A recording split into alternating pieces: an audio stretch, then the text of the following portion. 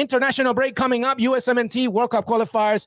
And these two fine gentlemen will be riding this journey with you, Heath, Pearce, and Jimmy Conrad, previewing, recapping all the good content as the USMNT face some very, very big games. When aren't they big? Of course, they need to make it to the World Cup this time around, and we'll see what happens. But you can follow them with us on Qué Golazo. But let's talk about the Americans that did well this weekend, and anybody in particular that you wanted to shout out. I know that Heath mentioned Borussia, but is there anything else that you wanted to discuss? I think, Des, you're going to put up our USMNT roster here. Yep, there you go.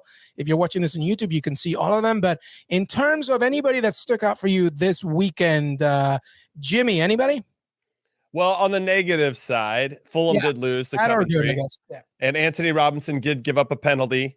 Oh, boy. And yeah, so he'll be, I don't know how good he'll be feeling about himself coming into it, but I'm excited for him to continue to lock down the left side for us. That's on the negative side. On the positive side, I want to give a shout out to Brendan Aronson because FC Red Bull Salzburg have won each of their first 10 games in a single Austrian Bundesliga season for the second time after 2018-2019 season. No other team has managed to do that even once. Fantastic. So that's something to take into consideration, and he has become a very pivotal member of this team. And I'm excited to see him continue to grow wearing the stars and stripes as well. I love it. Man, I like that. Pearce, Okay, yeah. I'm gonna go with Ricardo Pepi is my guy, so I'm just happy that his name's on this list. Timo Weah had an assist to Jonathan David, which I thought was great.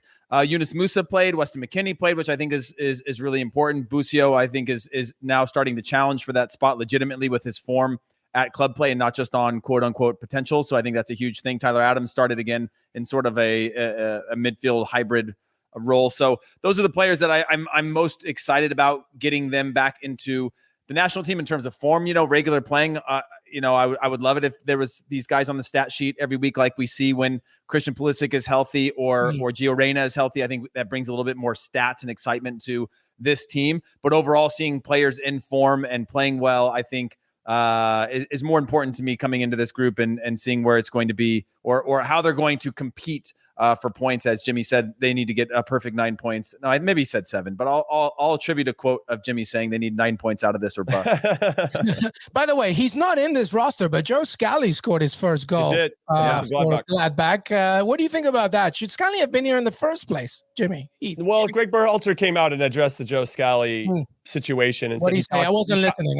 But he talked to Joe and basically said that given where Joe is at this particular moment and that he doesn't have experience in these types of games, he's going to lean on the guys that already do have this experience, that had already kind of gone through the trenches with the team through the summer. Oh, whatever, though, huh? Like Shaq Moore, George Bello, these guys, those guys playing in the Bundesliga. That was the argument. I'm just saying, listen, I'm with you. Why wouldn't you bring him in? He doesn't have to play, but at least bring him into the group, get him, acclimated to the personality and the culture, and then you can start to ease him in, see how he does in training. Even those are going to be pretty light for the most part, but just see how he does and how he fits in, because he knows, But yeah, I think it's a big miss, especially because we can call in like 75 people right now. You know what it feels a little bit? It feels a little bit like there is a little cohesion to this group.